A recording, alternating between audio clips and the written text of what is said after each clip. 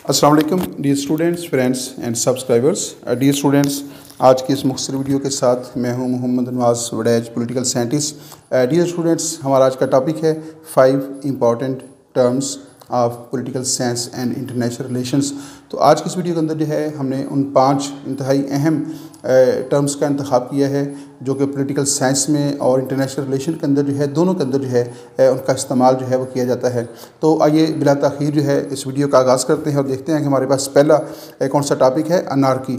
Anarchy क्या है या अनार्की को जो है डियर स्टूडेंट्स उर्दू में जो है उर्दू ज़बान में इसके लिए ला कानूनियत, उर्दू के अंदर जो है ला कानूनियत यानी ऐसी सिचुएशन जिसमें कोई भी कानून ना हो, लॉ लेसनेस की जो नेचर होती है उसको अनार्की कहा जाता है। तो anarchy means a state of lawlessness और political disorder due to absence of government authority. तो अनार्की जो है, अनार्की एक ऐसी कैफियत का नाम है, एक ऐसी सूरत हाल का नाम है जिसमें कोई भी कानून जो है नहीं होता, लॉलेसनेस होती है, ला कानूनियत होती है और पॉलिटिकल डिसऑर्डर और सियासी जो है इंतशार और बदअमनी की जो सूरत हाल होती है, जो कवानीन के ना होने या कवानीन के सही तौर पर नफज ना होने की वजह से जो है पैदा होती है। तो ऐसी कैफियत जो कवानीन की अदम मौजूदगी के अंदर पैदा हो और जो सियासी इंतशार है, सियासी बदअमनी है और उस कैफियत को जो है, उस नेचर को जो है अनार्की का नाम दिया जाता है due to the absence of government.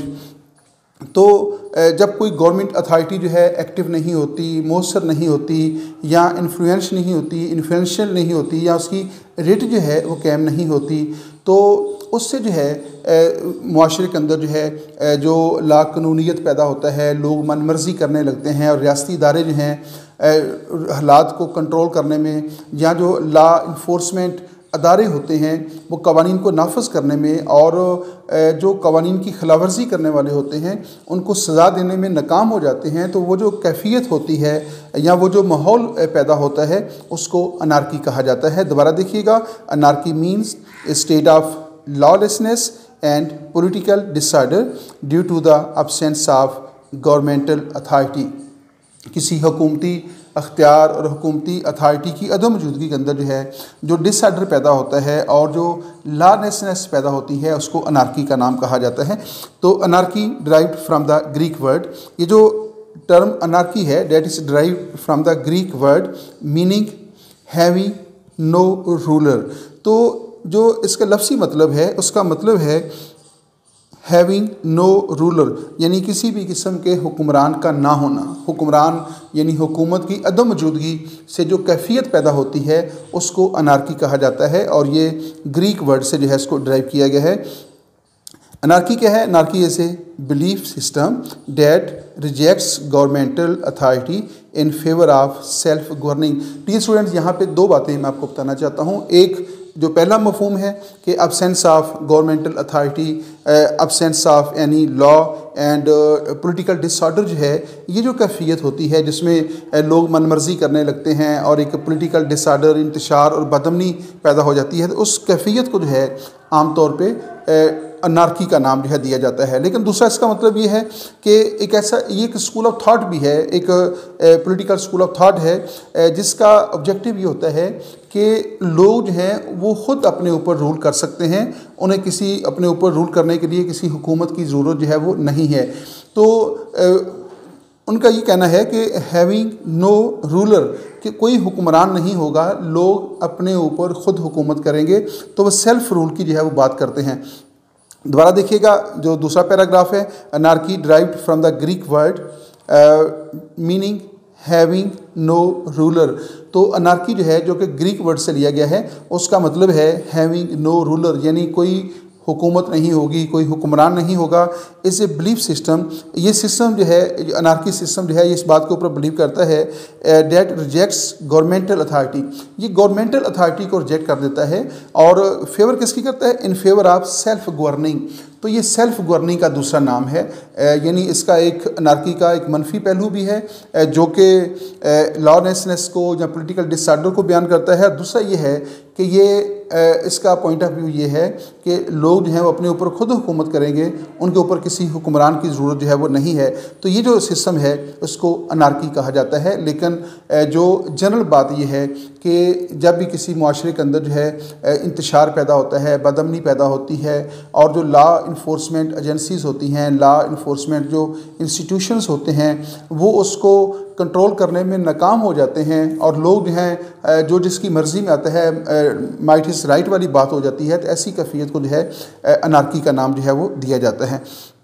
आइए नेक्स्ट देखते हैं। नेक्स्ट हमारे पास कौन सी टर्म है? हमारे पास दूसरी टर्म है कारपोरेट स्टेट। कारपोरेट स्टेट से क्या मुराद है? It means a country in which a large part of the economy is controlled by the government. तो कारपोरेट स्टेट जो है बेसिकली ये जो है मुसोलिनी ने जो है इसको इटली के अंदर जो है वो मुतारफ़ कराया था। मुसोलिनी जो है जब 1922 के अंदर जो है फाशिस्ट पार्टी के ज़रिए अपनी हुकूमत कायम कर ली थी, तो उसके बाद उसने इटली के अंदर जो है कारपोरेट स्टेट का सिस्टम या कारपोरेट गवर्नमेंट सिस्टम जो है वो इंट्रोड्यूस कराया था। अब कारपोरेट स्टेट होती क्या है? It means a country in which a large part of the economy is controlled by the government. तो ये कारपोरेट एक ऐसी गवर्नमेंट को कहते हैं, या कारपोरेट स्टेट एक ऐसा मुल्क होता है जिसमें इकानमी का बहुत बड़ा हिस्सा जो है वो गवर्नमेंट कंट्रोल कर रही होती है। उसके जो रूल्स एंड रेगुलेशन होते हैं उसको गवर्नमेंट कंट्रोल कर रही होती है। जस्ट लाइक कारपोरेशंस, ये जो गवर्नमेंट आप यूँ समझने के बड़ी बड़ी जो कारपोरेशंस होती हैं वो जो है जो मुनाफा बख्श अदारे होते हैं उनको गवर्नमेंट जो है चला रही होती है। तो ऐसा सिस्टम जो है जिसमें जो इकानमी का एक बड़ा सेटअप जो है वो गवर्नमेंट के कंट्रोल में हो या मुकम्मल तौर पे गवर्नमेंट के कंट्रोल में हो, ऐसे सेटअप को जो है, ऐसे इकोनॉमिक सिस्टम को जो है कारपोरेट स्टेट या कारपोरेट गवर्नमेंट कहा जाता है। दोबारा देखिएगा, it means a country in which large part of economy is controlled by the government. Next दूसरा पैराग्राफ देखिएगा, corporate state is a country in which large part of the economy is control. I think same definition जो है दोबारा लिखी हुई है। तो dear students, ये जो डेफिनेशन है इसका मतलब ये है कि कारपोरेट रियासत से मुराद एक ऐसा मुल्क है जिसमें जो इकनॉमिक एक्टिविटीज़ होती हैं तो उसको जो है वो स्टेट कंट्रोल कर रही होती है, और उसकी सरपरस्ती के अंदर जो है तमाम मुआशी सरगर्मियाँ जो हैं रियासत की सरपरस्ती में होंगी, और जो इंडिविजुअल है वो बरह रास्त किसी किस्म की मुआशी सरगर्मियाँ जो है वो नहीं करेगा। तो ऐसे सेटअप को जो है वो कारपोरेट स्टेट कहा जाता है। नंबर 3 हमारे पास है, what is the meaning of laissez faire. What is the meaning of laissez faire? तो डियर स्टूडेंट्स, लेज़ी फेयर का जो लफ्ज़ी मतलब है वो है अलाउ टू डू, यानी अलाउ टू डू, कुछ काम करने की इजाज़त देना। What is the meaning of laissez faire? ये हमारी तीसरी टर्म है लेज़ी फेयर। और laissez faire as a French word which means allow to do. Lazy fair जो है बेसिकली एक फ्रेंच वर्ड है। Laissez faire is a French word which means allow to do. Laissez faire एक फ्रेंच टर्म है, French word है, और इसका मतलब होता है अलाउ टू डू, यानी कोई काम करने की किसी को इजाज़त देना। अब इसका जो है वो मफ़हूम क्या है? It means A policy of minimum governmental interference in the economic affairs of the individual society. तो आप यूँ समझ लें, जो कारपोरेट स्टेट होती है उसमें जो इकनॉमिक एक्टिविटीज़ होती हैं उसमें स्टेट या गवर्नमेंट का मैक्सिमम जो है वो इंटरफेरेंस होती है, और इकनॉमिक सरगर्मियों को स्टेट कंट्रोल कर रही होती है। लेकिन जो लेज़ी फेयर है इसमें क्या है, ये एक ऐसा सिस्टम है जिसमें रियासत की जो इन्वॉल्वमेंट है या गवर्नमेंट की जो इन्वॉल्वमेंट है मुआशी सरगर्मियों के अंदर वो कम अज़ कम होती है, वो बराए नाम होती है या ना होने के बराबर होती है। It means A policy of minimum governmental interference.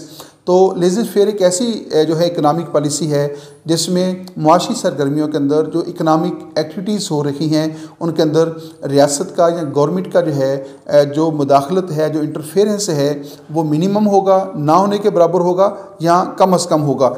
और in the economic affairs of individuals and society. तो कोई भी फ़र्द जो है बेसिकली जो लेज़र फेयर है इसका तल्लुक़ जो है कैपिटलिज़म के साथ है, और जो सरमायादाना निज़ाम है उसमें रियासत जो है फ़र्द को मुआशी तौर पे जो है वो काफ़ी ज़्यादा राइट्स देती है, और फ़र्द की जो मुआशी सरगर्मियाँ होती हैं उसमें रियासत जो है उसकी जो मुदाखलत होती है वो बहुत कम होती है, और उसमें फ़र्द जो है उस फ़र्द को ज़्यादा से ज़्यादा राइट्स दिए जाते हैं कि वो अपनी मुआशी सरगर्मियों को प्रमोट करे और अपने सरमाए को अपनी मर्ज़ी के मुताबिक जो है इस्तेमाल कर सकता है। तो ऐसा सिस्टम जो है जिसमें मुआशी सरगर्मियों के अंदर रियासत का कंट्रोल ना होने के बराबर हो, मिनिमम हो, और फ़र्द और सोसाइटी जो है उसको जो है वो होल्ड हासिल हो उसके ऊपर जो है, तो वो लेज़र फेयर पॉलिसी कहलाएगी। और अगर इकोनॉमिक एक्टिविटीज़ जो हैं वो रियासत के कंट्रोल में हैं, गवर्नमेंट के कंट्रोल में हैं, तो उसको कॉरपोरेट स्टेट का नाम दिया जाएगा। आइए नेक्स्ट देखते हैं। नेक्स्ट हमारे पास नंबर 4 जो है वो टर्म है, नंबर 4 टर्म है रिप्रेजेंटेटिव डेमोक्रेसी। तो डियर स्टूडेंट्स, या आपको मालूम होगा कि there are 2 major types of democracy. The first one is direct democracy and the second one is called indirect democracy. तो जो रिप्रेजेंटेटिव डेमोक्रेसी है ये basically representative democracy is the second name of indirect democracy. तो ये indirect democracy है। Indirect democracy में क्या होता है कि जो सिटीजन्स होते हैं, जो वोटर्स होते हैं, वो अपने रिप्रेजेंटेटिव्स जो हैं वो इलेक्ट कर लेते हैं, और उनके इलेक्टेड जो रिप्रेजेंटेटिव्स होते हैं, उनके जो इलेक्टेड मेंबर्स होते हैं, फिर आगे जाकर जो है वो हुकूमती इदारों के अंदर शामिल होकर जो है कानून साजी करते हैं या लॉ इन्फोर्समेंट करते हैं या बाकी ज़िम्मेदारियाँ जो हैं वो सारा अंजाम देते हैं। वो आवाम के बिहाफ के ऊपर जो है वो अपने फ़रज़ जो हैं वो सारा अंजाम देते हैं। दोबारा इसको देखिएगा। representative democracy means that government is elected by citizens। तो यानी लोग खुद रूल नहीं करेंगे, लोगों के मुंतखब जो रिप्रेजेंटेटिव्स होंगे वो मुंतखब करेंगे। तो गवर्नमेंट को कौन मुंतखब करेगा, कौन रूल करेगा, इस बात का फैसला अवाम करते हैं। किसके अंदर? इनडायरेक्ट डेमोक्रेसी के अंदर। तो government is elected by the citizen, government citizens के जरिए मुंतखब होगी। Here citizens vote for their governmental officials.